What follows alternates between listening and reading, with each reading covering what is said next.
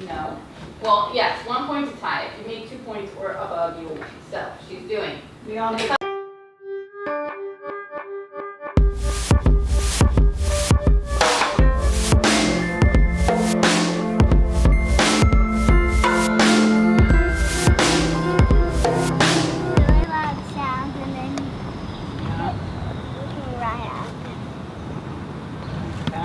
Good morning. Friday, which means it's the end of the week. Also means that it's chest day.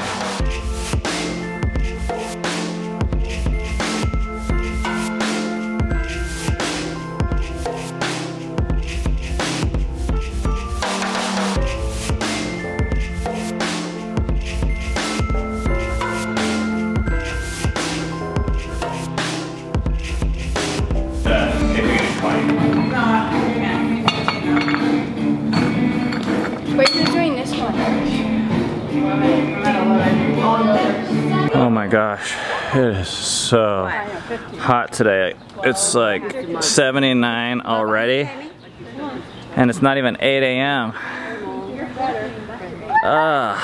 It's gonna be a warm day, I think, but actually it's starting to rain a little bit.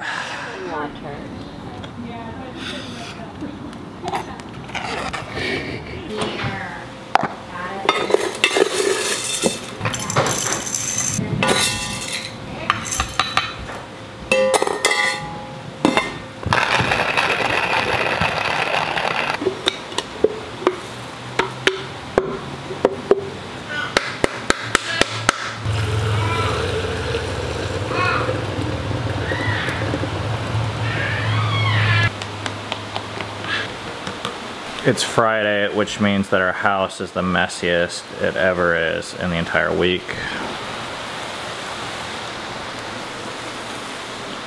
Which actually doesn't look that bad right now.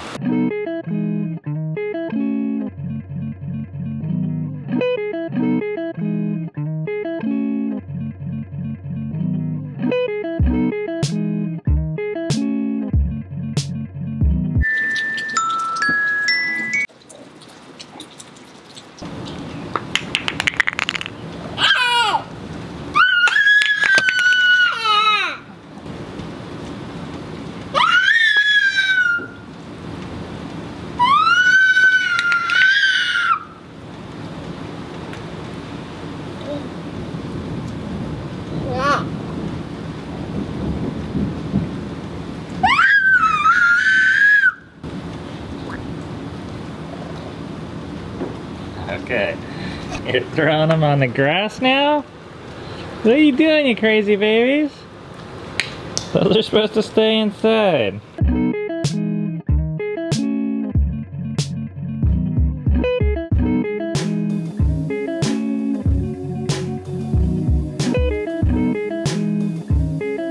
Oh, Cammy, how would I make that plural?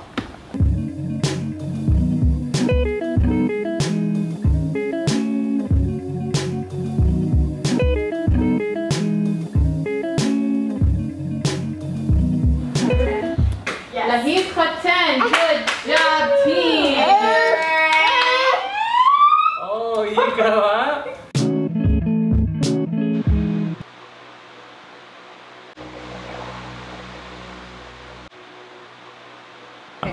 Hold on. You gotta So we got a special guest here, and I'm gonna try and keep him up here as long as possible. Hey, check this out. Hey, you want Dad to show you something? Oh, you do. Let me show you. Look at this. I'll show you what I got here in my special bag. Oh, okay, hang on.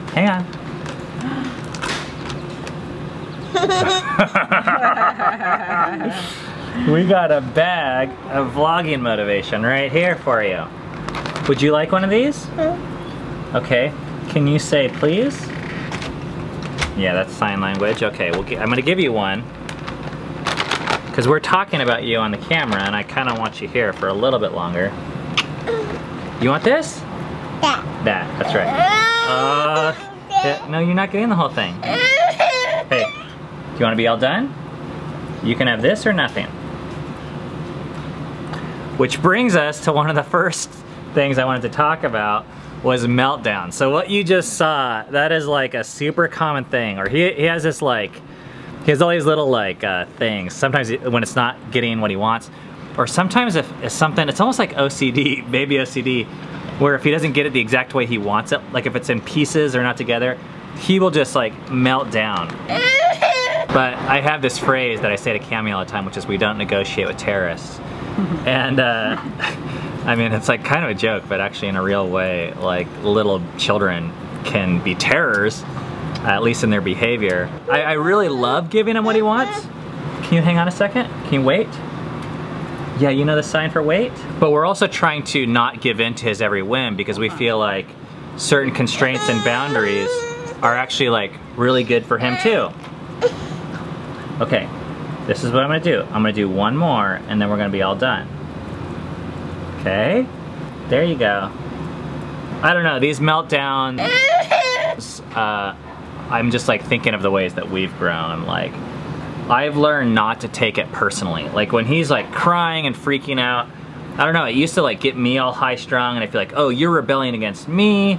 And now I just see it as like, you know, he's disappointed. And humans get disappointed all the time. And kids' disappointment looks different sometimes than adult disappointment because there's no filter. No, no more. All done. They don't care what they look like. They don't care what it looks like. And it's like short fuse. It's like what you see is what you get. They're like disappointed 1 second and the next second they're like happy and then they're disappointed again. Can you say bye-bye? Bye-bye? Bye-bye. Yeah, there you go. But it's so cool because I've come to see that babies actually have the exact same emotions as adults. It's not like a different set. They just like don't know how to present it and cope with those same emotions as well.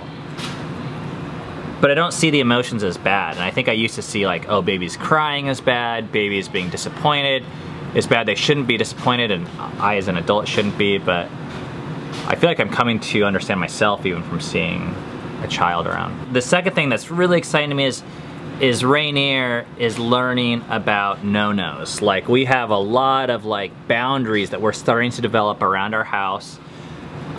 We don't do like, I don't think like any child-proofing. So there's a lot of like, you know, little things, breakable. I don't think so much dangerous, but of course like one of the reasons why we showed more footage of him today is you guys see him on the stairs and climbing ladders and things. He has to learn to respect our voice.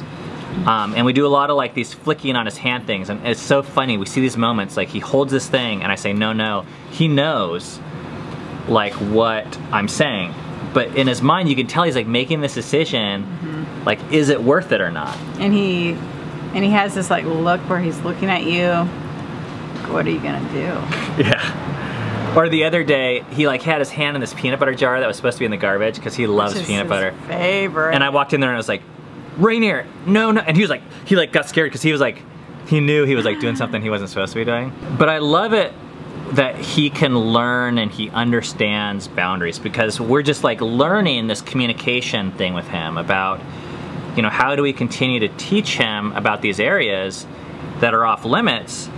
And I think that's such a fun lesson because I don't think that's a lesson just for kids. I think adults, we all have these areas that are off limits, boundaries that are very helpful for us to understand. So he gets like flicks, he goes into the dog food and we say no, no, and he'll like do it like 3 or 4 times and it'll be this like battle of like, I'm like, okay, we're gonna keep on flicking him, but I don't want to, but I know we have to hang in there. I've heard people say like, oh, my child doesn't feel pain. I think like they feel it, like he feels it. He's just still deciding if it's worth it. And it's like my job to make these choices that could be dangerous or destructive to our family. It's our job to make it like not worth it for him now. Is the no-nos thing hard for you? I feel like that's been hard for you in the past. Yeah, it's still hard. It doesn't excite me to have to go over there and be like, no, no.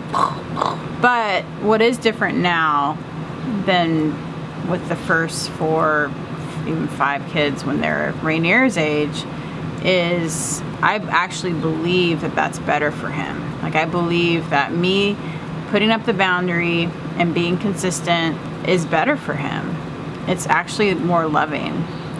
And I think I didn't believe that before. very strongly. So I didn't know, I was kind of more just doing it because you were like, this is what we should do. And then I, you know, knew I read somewhere in the Bible that it's probably a good idea to do that kind of thing. And so it was kind of more vague for me. Yeah, having seen our older kids, like I'm really happy with how they are. And this is the same thing we did with all of them. This type of discipline and communication with younger children is the basis for so much joy and possibility later on. If our kids don't learn to listen to our voice and respect us or even fear us in certain ways, you know, it so limits our ability to enjoy them, our ability to go and do things as a family, because they're just like a little free radical destroyer thing, you know, that's like completely operating on their own. Well, and like, we've also learned that as humans, we actually are always looking for the boundary. Where is it? Where is it? Where is it? And we actually thrive with boundaries, and we will self-destruct without boundaries.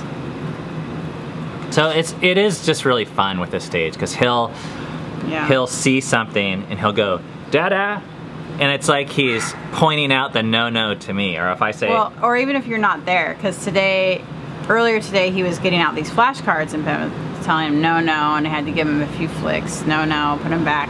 And then later in the day, he was doing the same thing, and Ben wasn't anywhere to be found. But I said, no, Rainier, and then he goes, Dada? I don't know, one other thing I wanted to talk about was just like, there's this tension, I think, between you and I, and actually with me and myself, too, when I'm watching Rainier, and he's like climbing that ladder today, and I'm like, oh crap, should we let him do that and possibly fall, or should we grab him and put him in a safe position where he basically can't fall, or take the ladder away? And I feel like more than ever I'm in a place where I'm like okay with them falling and okay with them testing and pushing themselves, because I think it's actually like learning and growth, and natural and normal. And maybe he falls off a ladder like 2 feet, you know, and maybe he bumps his head, but there's so much like curiosity that I'm actually more in love than ever with this stage of life. I feel like I'm watching the world through his eyes, and it's like he's just a little exploring, discovery, learning machine. Yeah. And everything is so cool to him. Yeah. That I'm like, you know, if we like shove him in front of a iPad or put him in a little padded crib box, it feels like such a shame to me. So I'm like, well, you know, he is gonna get a few bumps and bruises along the way. Yeah, because he has this natural curiosity. He wants to have adventure too. You can see that. I'm just blown away that we're able to experience this again, because we raised our first baby 16 years ago, and it was such a different experience. I feel like I was like complete out to lunch compared to what I'm able to enjoy now after 16 years of parenting. And I don't know, it's like, it's more fun than ever for me, the baby stage. All right, time to come out. Oh, hey, come on, let's open the door. Hey, you want to show the people? Where's No-Nos? Are there any No-Nos here? Where are they? You want to go show them?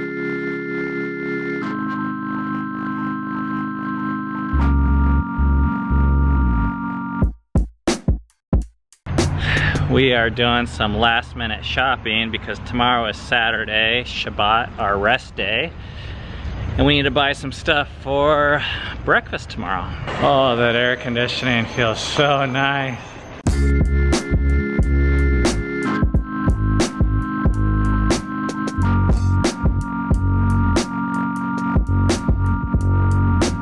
What's this right here? There you go.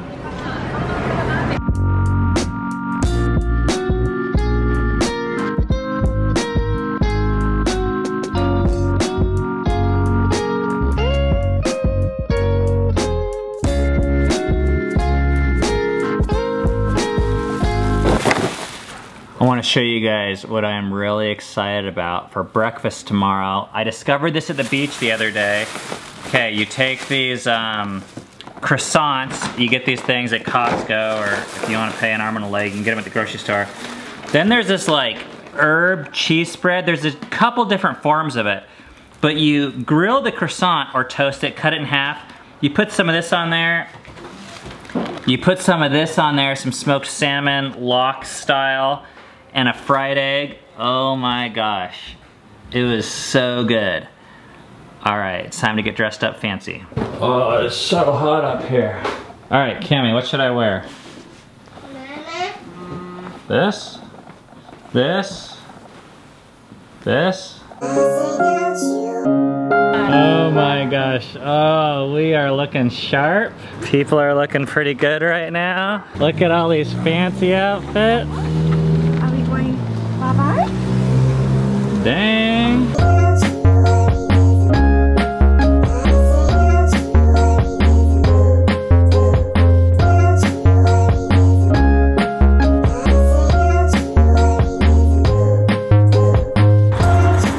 That's looking fancy.